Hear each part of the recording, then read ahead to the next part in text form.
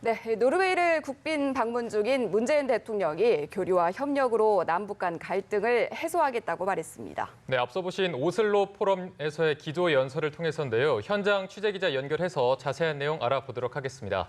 이재동 기자 전해주시죠. 네, 문 대통령은 조금 전 오슬로 대학교 법대 대강당에서 이뤄진 오슬로 포럼 기조연설에서 한반도 평화 구현을 위한 구체적 방안을 제시했습니다. 일단 문 대통령은 국민의 일상을 바꾸는 적극적 평화만이 평화를 달성하는 열쇠라고 밝혔습니다. 평화가 국민의 삶에 실질적으로 도움이 될 때 국민들도 적극적으로 분단을 극복하고 평화를 만들어 갈 것이란 이야기인데요. 남북 화해와 평화에 대한 국민의 지지가 중요하다는 점을 강조한 것으로 보입니다. 문 대통령은 교류와 협력으로 남북한 주민들의 삶이 나아져야 한다며 동소독의 사례를 소개했는데요. 문 대통령은 동소독 기본조약에 따라 설치된 접경위원회가 접경 지역에서 화재, 산사태, 전염병, 병충해, 수자원 오염 문제가 발생했을 때 신속하게 공동 대처했다고 설명했습니다. 그러면서 이런 선례가 한반도에도 적용돼 국민 사이의 평화에 대한 구체적 희망이 자라길 바란다고 밝혔습니다. 이 같은 언급은 비무장지대 등 접경지 관리를 위한 남북 간 기구를 제안한 것으로 풀이됩니다. 문 대통령은 국제사회의 지지가 필요하다는 사실도 재차 강조했습니다. 한반도 평화는 역사와 이념으로 오랜 갈등을 겪어온 동북아 국가들에게 미래지향적 협력으로 나아갈 수 있는 기회를 마련한 것이라고 말했는데요. 북한과 미국, 일본의 수교를 중재하겠다는 의지를 다시 한번 천명한 것으로 보입니다. 네, 연설문 주요 내용을 정리해 주셨는데 오늘이 북미 정상회담 1주년이었는데 문 대통령이 북미 비핵화 협상에 대한 언급도 있었습니다. 이 부분도 좀 소개를 해 주시죠.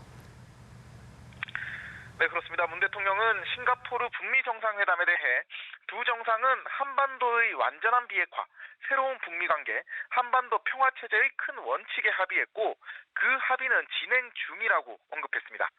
문 대통령은 2차 북미 정상회담 이후 대화가 교착 상태라는 사실도 인정했는데요.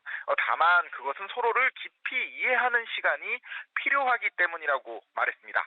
문 대통령은 지금 우리에게 필요한 것은 새로운 비전이나 선언이 아니다고 지적했습니다. 서로에 대한 이해, 신뢰를 깊이 하고 이를 토대로 대화 의지를 더욱 확고히 하는 것이 중요하다고 강조했는데요.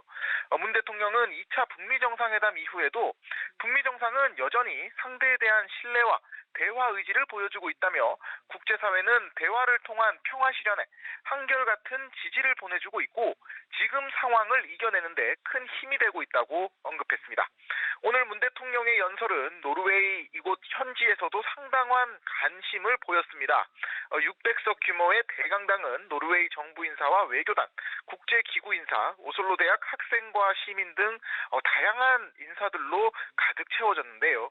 문 대통령을 국빈으로 초청한 하랄 오세 노르웨이 국왕도 연설을 경청했습니다.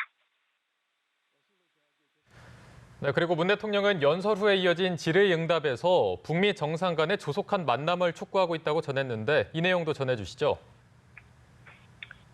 네, 그렇습니다. 사회자인 로라 비커 영국 BBC 서울 특파원은 문 대통령에게 우선 최근 북한 김정은 위원장이 도널드 트럼프 미국 대통령에게 전달한 친서에 대해 물어봤습니다. 문 대통령은 이번 친서에 대해 사전부터 전달될 것이란 점을 알고 있었고 전달받았다는 사실도 미국으로부터 통보받았으며 대체적 내용도 들었다고 밝혔습니다. 문 대통령은 김 위원장과 언제든지 만날 준비가 되어 있다며 그 시기를 결정하는 건 김 위원장의 선택이라고 언급했고요. 가능하면 이번 달 말 트럼프 대통령의 방한 전에 김 위원장을 만나기를 바란다고 말했습니다. 문 대통령은 공식 대화가 이루어지지 않고 있는 동안에도 서로 간의 따뜻한 친서들이 교환되고 있다며 대화의 모멘텀은 계속 유지되고 있다고 강조했습니다.